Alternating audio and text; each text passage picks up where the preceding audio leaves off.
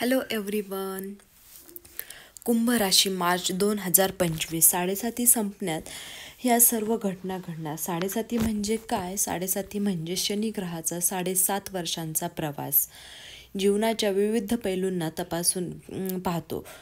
कुंभ राशीसाठी ही साडेसाती 2017 सुरू झाली होती आणि आता 2025 संपणार आहे.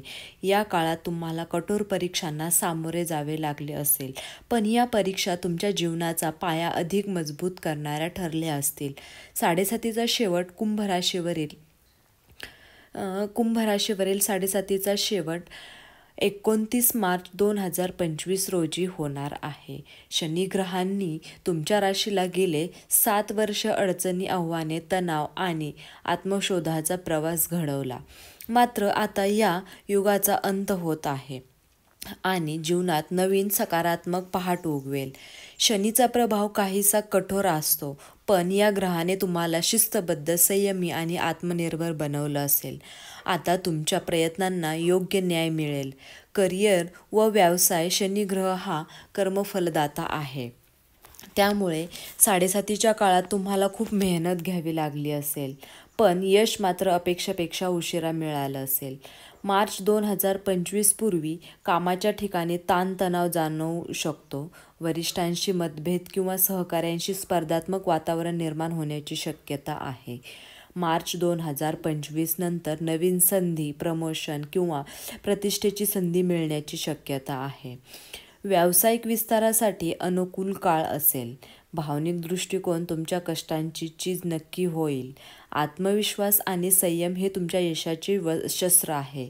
तुमच्या मेहनतीचे चीज होण्याचा हा क्षण आहे.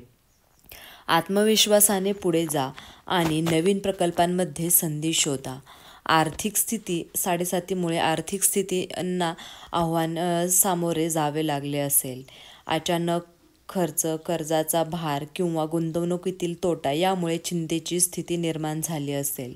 मार्च 2025 पूर्वी खर्च आणि उत्पन्न यामध्ये समतोल राखण्याची कसरत करावी लागेल. 2025 मार्च नंतर धनप्राप्तीचे नवे मार्ग खुले होतील. जुने कर्ज फेडण्याची संधी मिळेल. स्थावर मालमत्तेची खरेदी योग्यही निर्माण होईल. भावनिक दृष्टिकोन. धन हे तुमच्या प्रयत्नांचे प्रतीक आहे. योग्य नियोजनाने आर्थिक स्थिरतेकडे वाटचाल करा. प्रेम आणि कौटुंबिक जीवन. साडेसातीच्या काळात प्रेमसंबंध आणि कुटुंबातील नातेसंबंधांवर मोठा ताण आला असेल, तर गैरसमज व संवादाची कमतरता किंवा ताणतणावाची परिस्थिती निर्माण झाली असेल. मार्च 2025 पूर्वी नात्यामध्ये संयम बाळगावा लागेल.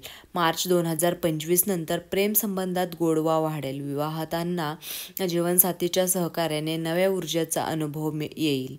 भावनिक दृष्टिकोन. प्रेम ही जगण्याची प्रेरणा आहे. संवादाने नात्यामध्ये प्रगती साधा. आरोग्य. साडेसातीमुळे शरीर आणि मनावर मोठा ताण जाणवला असेल.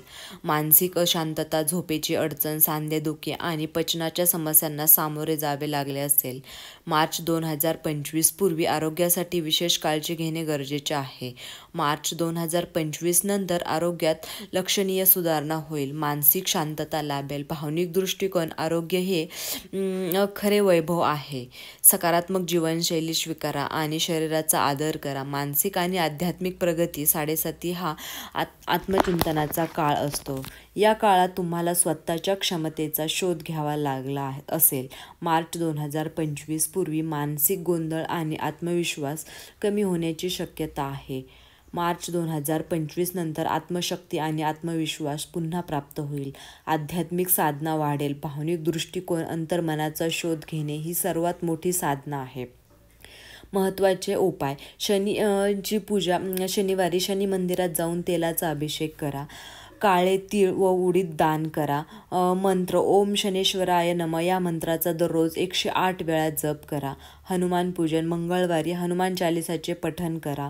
ध्यान आणि प्राणायाम. मानसिक शांततेसाठी नियमित ध्यान करा.